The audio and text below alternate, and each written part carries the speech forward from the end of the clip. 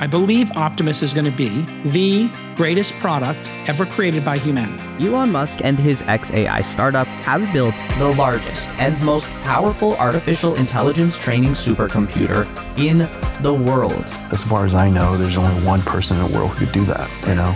This is an arms race of epic proportions. He's a big thinker. You guys went on Fox the other day with the DOGE team. You saw Elon's face nodding while they were speaking with a grin ear to ear. Right. He was proud. He is proud. XAI has acquired X in an all-stock transaction. Tesla's first robo-taxis are officially on the road. The company's board proposed a new compensation package for the CEO that could pay him just about $1 trillion in stock. He gets nothing if he doesn't hit the numbers. SpaceX will buy wireless spectrum licenses from EchoStar for its Starlink satellite network for about $17 billion. 3, 2, 1.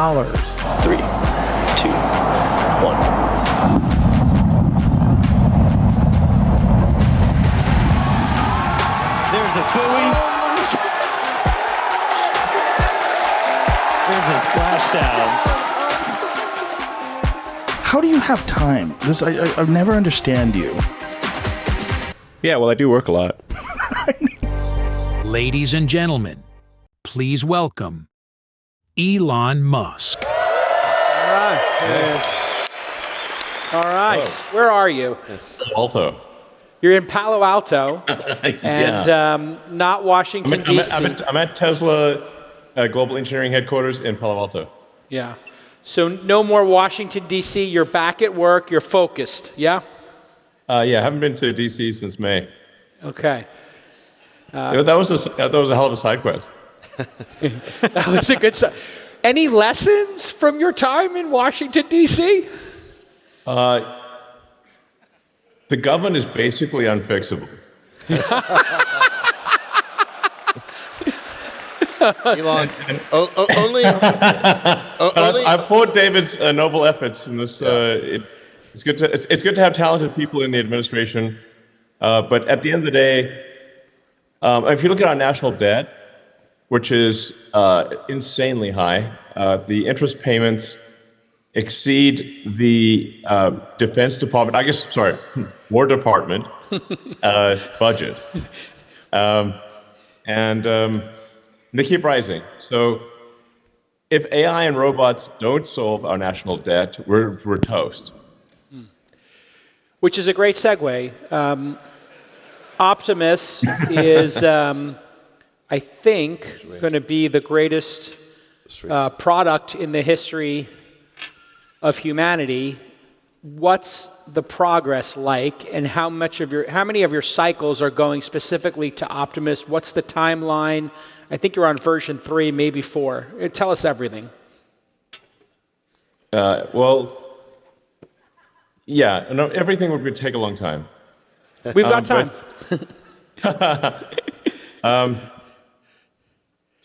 We're finalizing the design of Optimus version 3, and that really is going to be a very remarkable robot. It will have essentially the manual dexterity of a human, so meaning a very complex hand. An AI mind that can navigate and comprehend reality, and it will be made in very high volume. Those are the 3 things that are missing. Like if you see any other robotics company, they're missing those 3 things. Those are the 3 really hard things. I spend actually at this point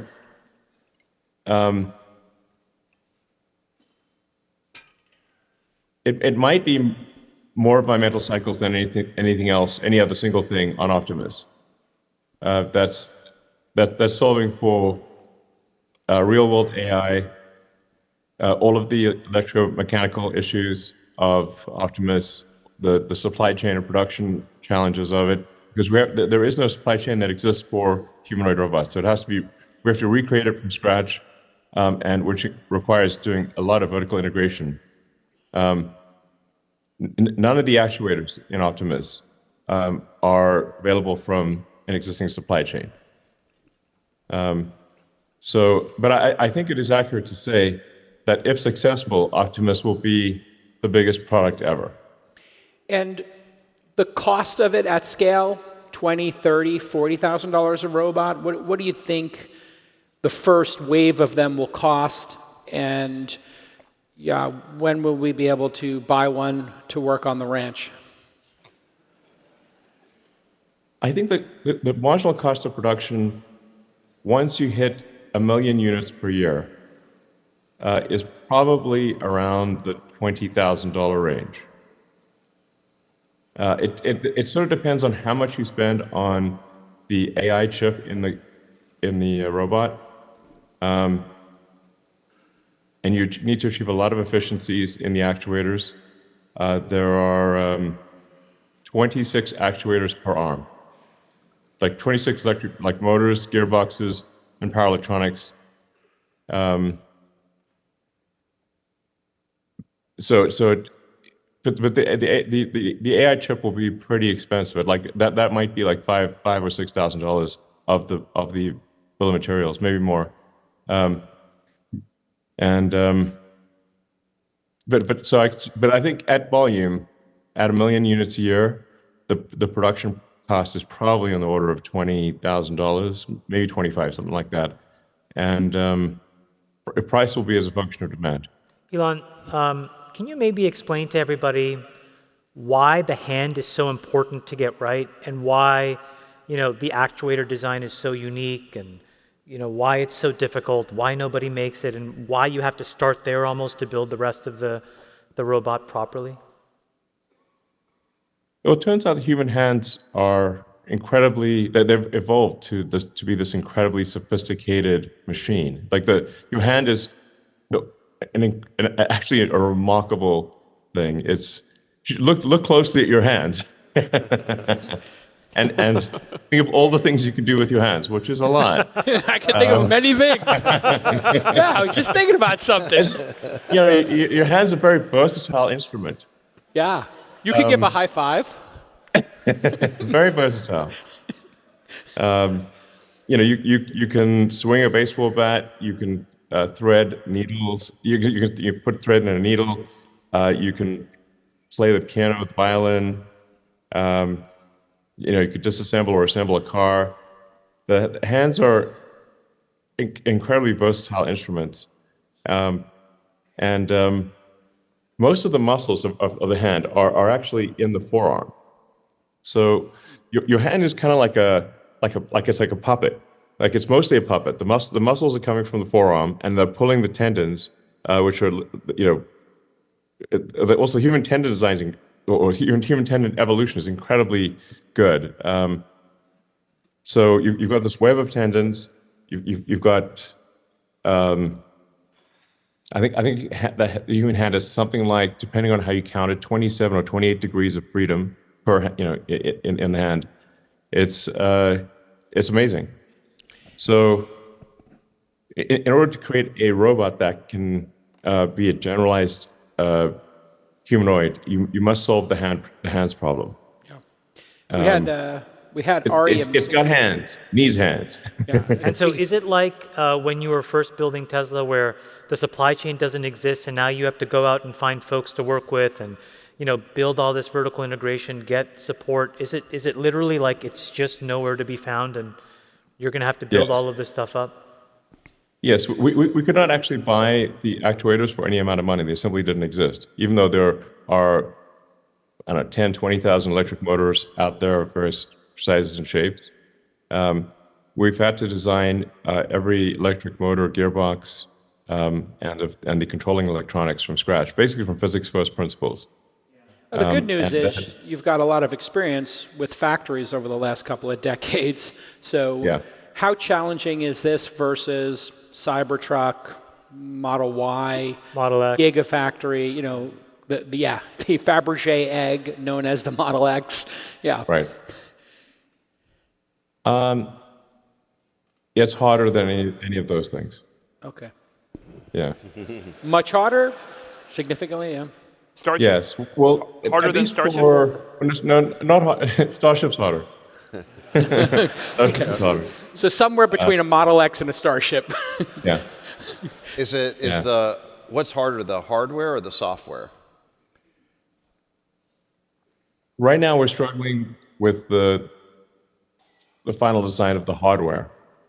Like I said, it's really primarily the hand. Not to just dismiss the rest of the robot. The rest of it's also important, but the hands inclusive of the forearm are a majority of the engineering difficulty of the entire robot. And then let's assume you get past the hardware challenges. How much do you sort of get for free based on all the progress that's happening with LLMs? Will consumers just be able to interact with this, talk to the robot, ask it to do things, it'll understand, and sort of? Oh yeah. Sure. Yeah, no problem. You're spending a lot of time with Annie, I noticed, online. Not that long. Maybe I went a little over the top promoting Grok Imagine, but... Well, but in all seriousness, those characters and these robots, that seems to be, like maybe they... You could get the embodiments of Annie, I suppose. Yeah. Why the human form factor, Elon? You could make something that's maybe better than a human, or maybe simpler than a human to do specific tasks, and maybe better than a human to do more things than a human can do. How'd you decide to make it just like a human? Well, if you wanted to do all the things that a human can do, it turns out you need a humanoid robot. So if you wanted to just do a subset, that's much easier. But it turns out humans evolved to the shape and capabilities that we have for good reasons. It actually is there is. Like there's value to having 4 fingers and a thumb, and even the pinky actually is quite useful. Toes are a much more a question mark, but the fingers. Well, also humans have designed the world as well, so we designed it for us. So exactly. If you can make a humanoid robot, it'll be immediately backwards compatible with what we've built the world for. Precisely.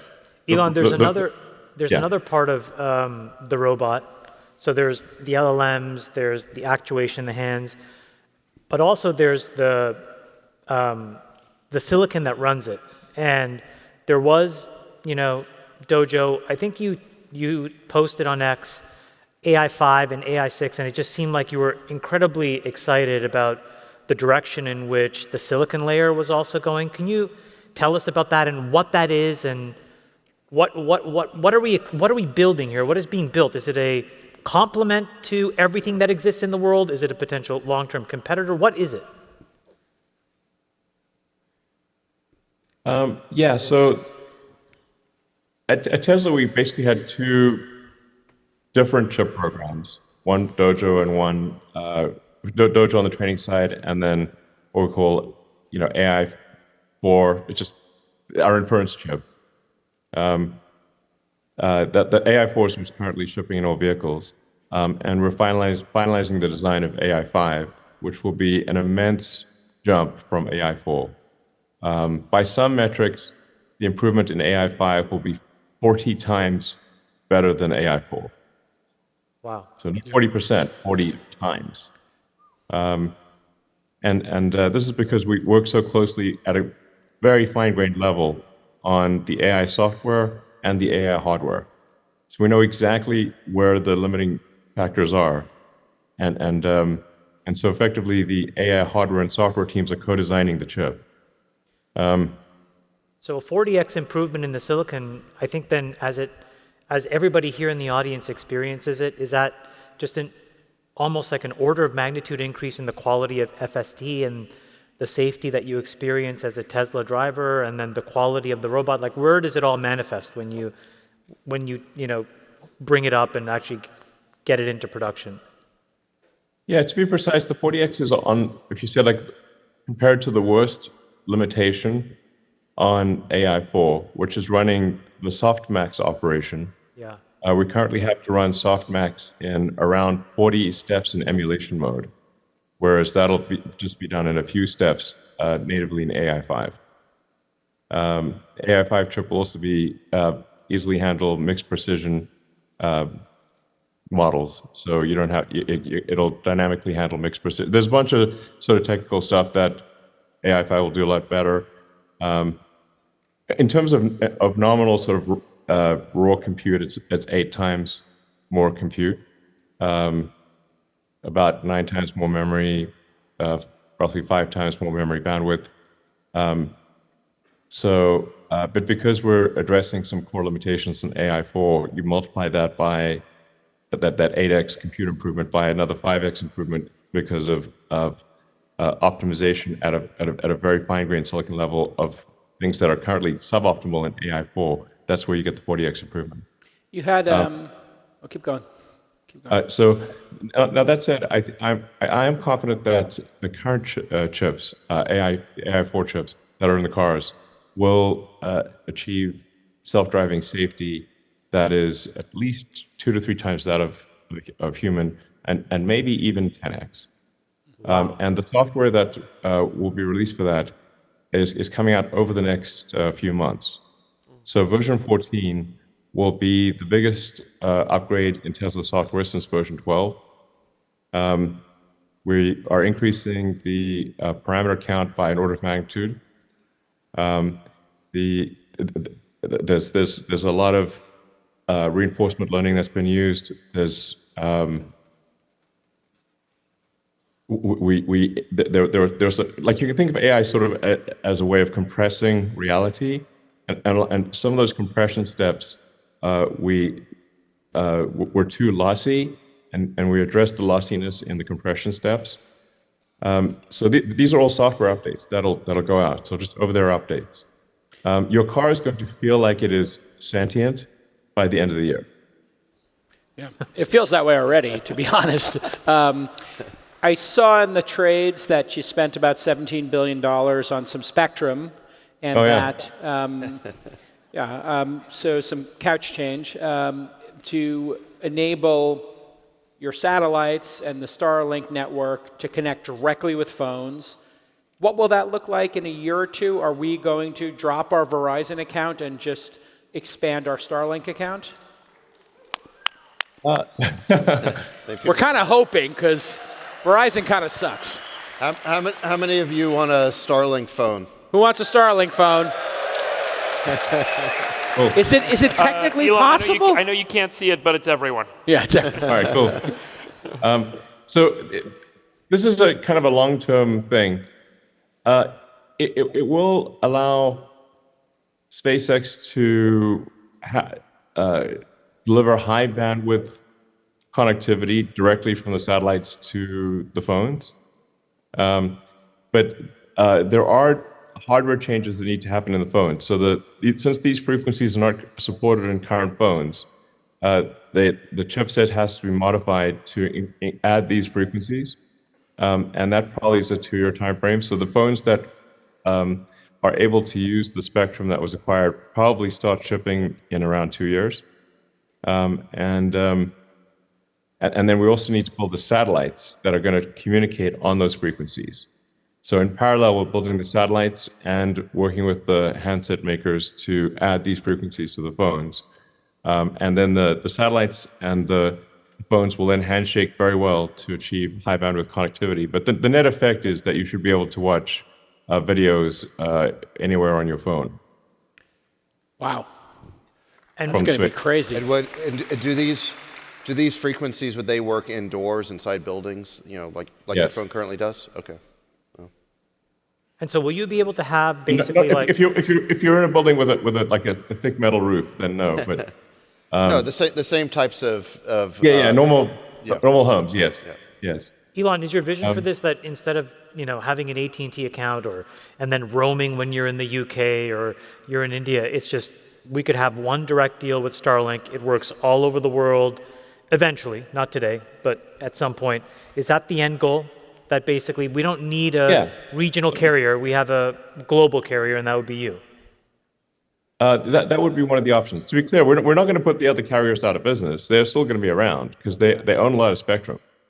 So there's, but yes, you should be able to have a Starlink like you have an AT&T or T-Mobile or Verizon or whatever. You should you could have account with Starlink that works with your Starlink antenna at home for your Wi-Fi as well as on your phone, and it would be a comprehensive solution for high bandwidth at home and for high bandwidth direct to cell.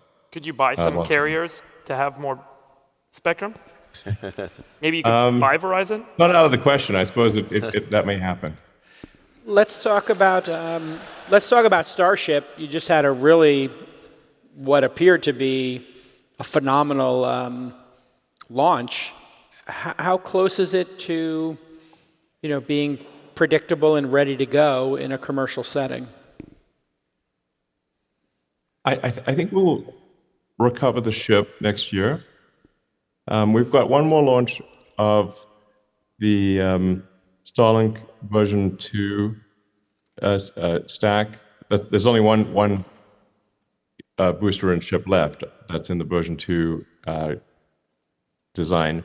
And then thereafter, it's version 3, which is a gigantic upgrade because that's got Raptor 3, and pretty much everything changes on the rocket with version 3.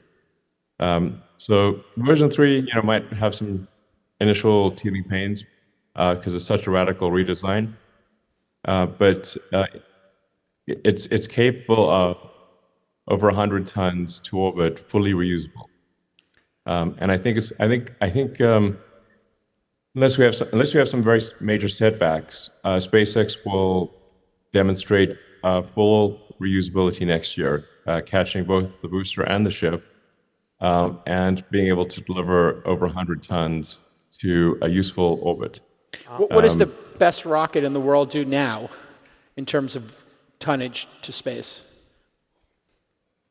Well, in terms of sort of commercial rockets, there's Falcon Heavy, which will do with side booster reuse, will do about 40 tons. So this is 5 times bigger, yeah. Well, 2.5 times bigger, but Starship would be full reusability. Got it. Okay. Hey, so everything comes back. Yeah. Elon, after the explosion that happened with the failed launch, there was a lot of. Which one? Sorry. which failed? Oh, the more recent one. The more recent with the Starship. With the big boom. Yeah, and the so big boom on the Starship, base. And there was a lot of proclamations that there's going to be environmental and FAA and all these other sorts. The recovery back to the launch pad again was incredibly fast. How did you get back so fast? Not just technically and work-wise, but just like regulatory clearance-wise, because they said there were going to be all these questions and reviews and so on. How did you guys manage that? Well, there were a lot of questions and reviews. We got through them all, and credit to the SpaceX team. They worked incredibly hard, and they got the next ship and booster tested and on the pad and flown. And huge credit to the SpaceX team. Very proud of them for doing such a great job recovering. I mean, creating a fully reusable orbital rocket is one of the hardest engineering problems ever. It's certainly, a candidate for most difficult engineering project ever. It's on the podium at least.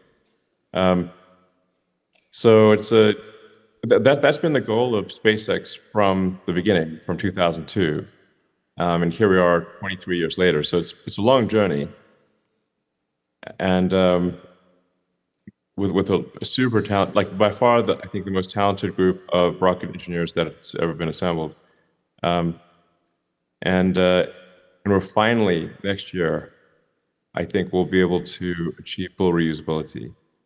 Elon, what are the big technical blockers that you're focused on there between now and that full reusability?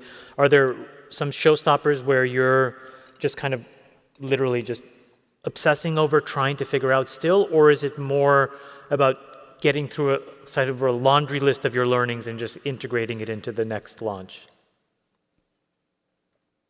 Well, for full reusability of the ship, there's still a lot of work that remains on the heat shield.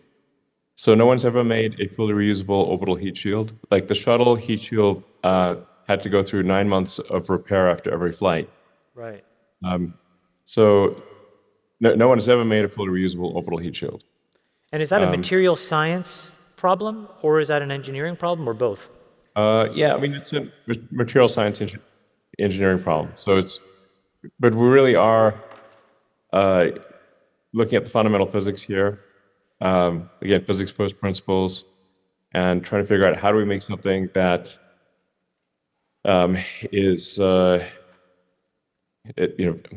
it can withstand the heat, is very light, doesn't transmit the heat to the primary primary structure, but then whose integrity is all intact. the tiles stay on and they don't crack. Yeah. And then as you ascend, if you hit some rain, the tiles don't dissolve in rain. There's a lot of different issues.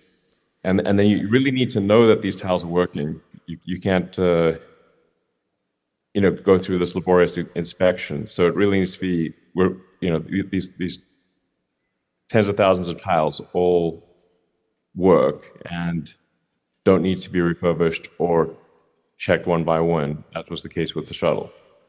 Can we maybe switch now?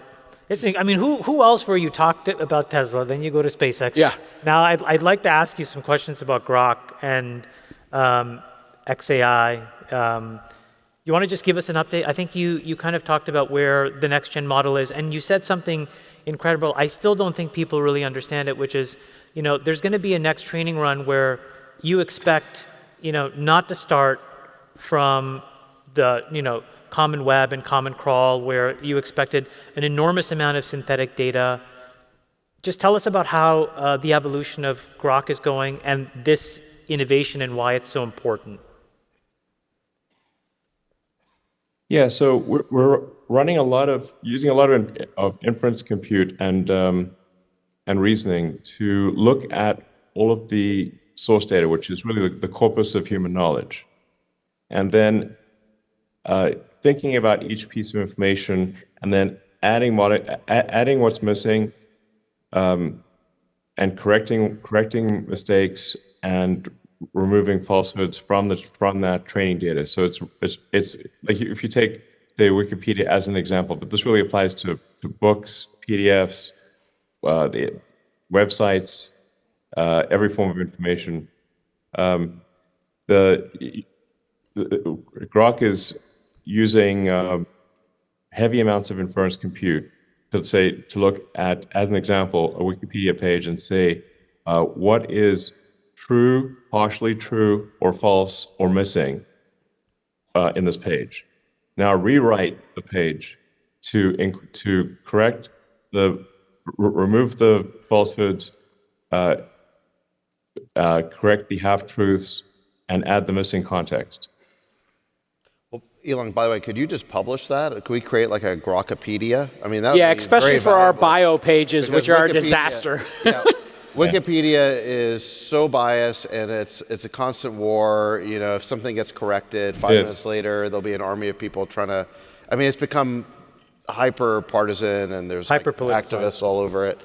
So if you do fix, for example, Wikipedia as a source of truth, it'd be great to publish that just so that the world has it. All right, I'll talk about that. So talk to the team about that, like a Grokipedia or whatever. Here's the Grokipedia version. It'd be interesting, yeah. And then just have it out there for. Where, in terms of people here like it.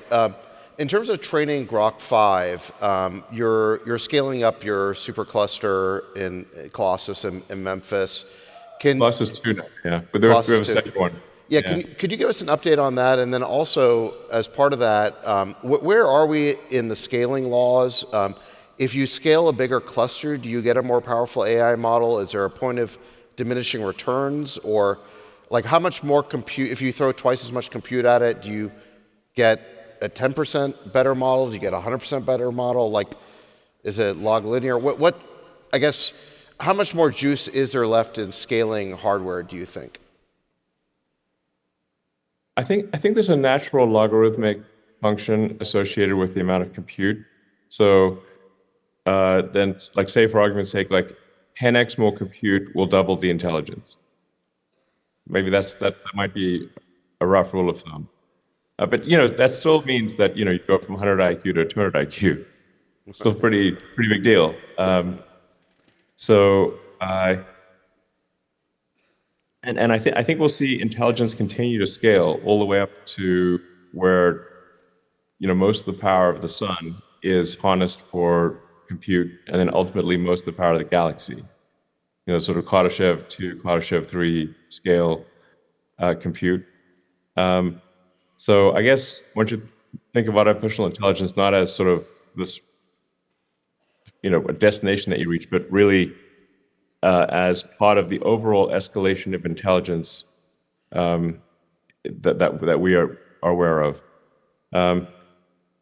Human intelligence has also scaled as as the population has increased, and we've been able to store more and more information. Human intelligence has scaled. Now, because of population declines and low growth rate, human intelligence is somewhat plateauing and will actually decline. And my guess is that I think that we might have AI smarter than any single human at anything as soon as next year. Wow. And then probably within say 2030, probably AI is smarter than the sum of all humans. Do you think humans are on the decline because the AI is evolving? Do you think there's this evolution of the ecosystem on Earth that's underway that we don't really understand the structure of what's going on, but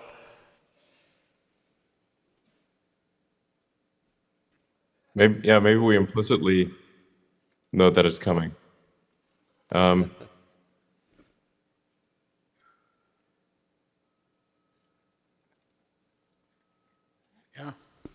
I hope the birth rates turn around. I'm a big proponent of increased birth rate, obviously. Well, are you doing anything about it or no? Yeah, I'm trying to set a good example. We had a big conversation at this conference we didn't expect, which is suicidal empathy, the West, this declining birth rate. I noticed you've been pretty active about it. And open borders. And open borders. Which is like let the invaders in. Yeah, Tucker talked could about all it. three of those be the same thing? It seems like there's a number of symptoms of the West being suicidal. The most obvious one being the birth rate is not at replacement level. So obviously if that continues indefinitely, then the West will literally not reproduce enough to replace itself. But there's other things too. There's the fact that the borders were totally opened to the point where Western culture, the social fabric started to come apart. And you see this especially in Europe, where the indigenous cultures of the UK or France or Germany are starting to potentially be taken over by cultures of people who are brought in and aren't assimilating. You have crime, where we have this case on social media right now, this young woman, Irina, who's just killed in a senseless way on a subway, which is horrific enough in and of itself. But then in addition to that, the elite media just for whatever reason just refused to cover it like it didn't exist. So you have this issue of crime that's not being addressed or even acknowledged. Truth, and no acknowledgement of this. It's almost like we're trying to deny the reality of the spiral and this, spiral. So you have all these data points that seem to suggest that the West is suicidal or doesn't seem to want to defend itself or propagate itself. Look, I think everyone in this room thinks that life is awesome, right? I mean, it's pretty great. And I think worth living. Yeah. And when Alex Karp was here earlier today defending the West, that got some of the loudest applause at the conference. So I guess we probably don't really understand what's going on. We don't really. What's your take, Elon? Because What's your take on the suicide of the West? Yeah. what's going on? I'm very worried about it. Yeah. I'm very worried about it. I think there's let's just say that the actions of the West are indistinguishable from suicide. So it's, and look, at least in America, there's generally a sense of optimism. But when's the last time you talked to someone from Europe who lives in Europe who's optimistic? Not for a while. Yeah. Decades. Like even one. It's rare. So I think unless people have a sense of optimism and purpose about the future, suicide might be just what happens. Like having a child is an act of optimism about the future. So if you're not optimistic, yeah. So I think we need to maybe give people a sense of optimism and excitement about the future, and a belief that the future will be better than the past, and they'll be more interested in having kids. Did religion play a role in the past, Elon, to kind of placate and make folks feel that way? When they I think so. Nature abhors a vacuum, and if you take away religion, then I think you actually you get something in its place which is actually worse than what was there before. I mean, it's like destructive, basically. You get like the woke mind virus filling the hole that religion used to have, taking the place of religion. You get these dystopian de facto religions that are very very self-destructive. So I think perhaps some sort of revival of religion, or at least what we need is some coherent philosophy that people can get excited about. I mean, for me, it's a philosophy of curiosity. I'm curious about the nature of the universe, and I want to go out there, and I want humanity to be out there exploring the stars, maybe meeting alien civilizations. Maybe in some cases we see the ruins of a long-dead alien civilization, but they were very strong for 10 million years. The kind of stuff that you see in Star Trek, in a non-dystopian sci-fi book or movie or show. And so I have a philosophy of curiosity of like, I just want to know what's going on. And in order to know what's going on, we must have an increase in the scope and scale of consciousness. We must expand as consciousness. We must grow humanity, and we must extend humanity in order to comprehend to understand the universe, or even what questions we should ask about the answer that is the universe. Douglas Adams' book, The Hitchhiker's Guide to the Galaxy, is actually a deep book on philosophy disguised as humor. And what the point he was trying to make in that book was that the questions are the hard part. The answer is the universe. Like, the answer is everything you see around you. But what are the questions that we don't know to ask? Yeah. Now, some of the questions, I guess, I do know. I'd like to know, is the standard model of physics correct about the origins of the universe? Are we actually 13.8 billion years old? How does the universe end? Does it end in a heat death or in some other way? Are we in a black hole? We might be. Right. Elon, can you talk about the whole sort of simulation question? Are we a simulation? Maybe. Where do you think we find the answer first? In AI or in the stars? Because you're pursuing both, obviously. Yeah, I don't know if I hope more people can get behind a philosophy of curiosity. Yeah. Because I think it's very exciting. Yeah. And inherently optimistic. Because there's this amazing sense of wonder about the nature of the universe. Yeah. And when you uncover some secrets of the universe, that's amazing. And you're like, a whole world of understanding is opened up. I mean, we used to not even know where all the continents were. It used to be like, just the map would be, there be dragons. And like, all we know is that when they sailed in that direction, they didn't come back. I mean, the moon base. That's all they knew. I kind of feel like the moon base, or just going to the moon for real this time, would be a big step in the right direction. You still have the moon planned? What's the status of that? Is that still on the agenda? Yeah, I think having I think we want to try to reach new heights as a civilization. Yeah. So I think that it's fine to go to the moon, but we should go to the moon in order to establish a lunar base, like a lunar research base. Yeah. I mean, there are parts of the moon that are perhaps older than parts of Earth. And we might understand more about the nature of the universe if we had a science base on the moon. Yeah. That would be very cool.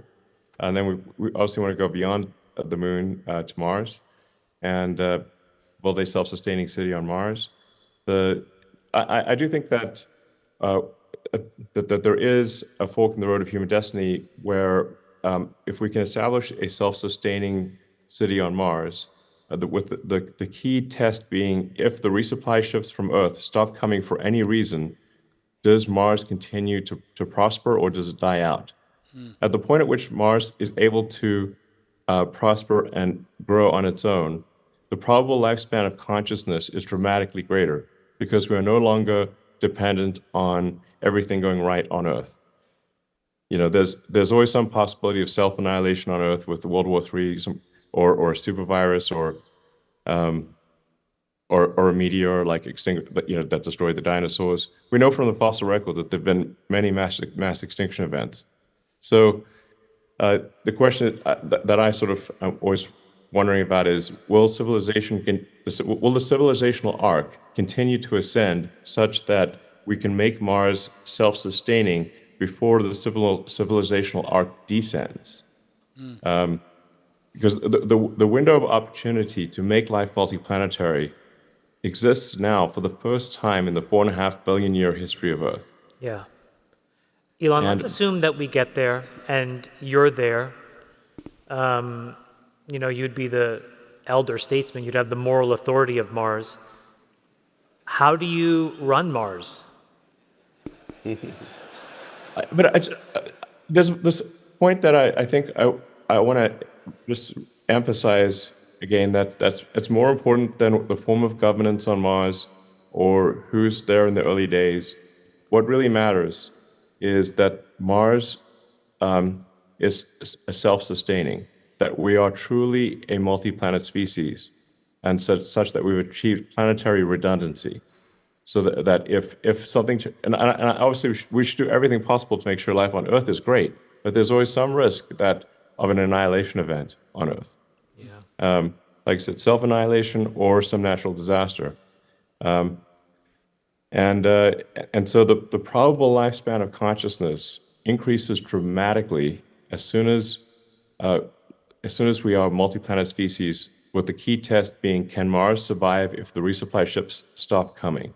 So getting, like, the first missions to Mars are not that important. What matters is, can you get sufficient tonnage to Mars such that Mars can prosper on its own? And that means it has to have all of the ingredients of civilization.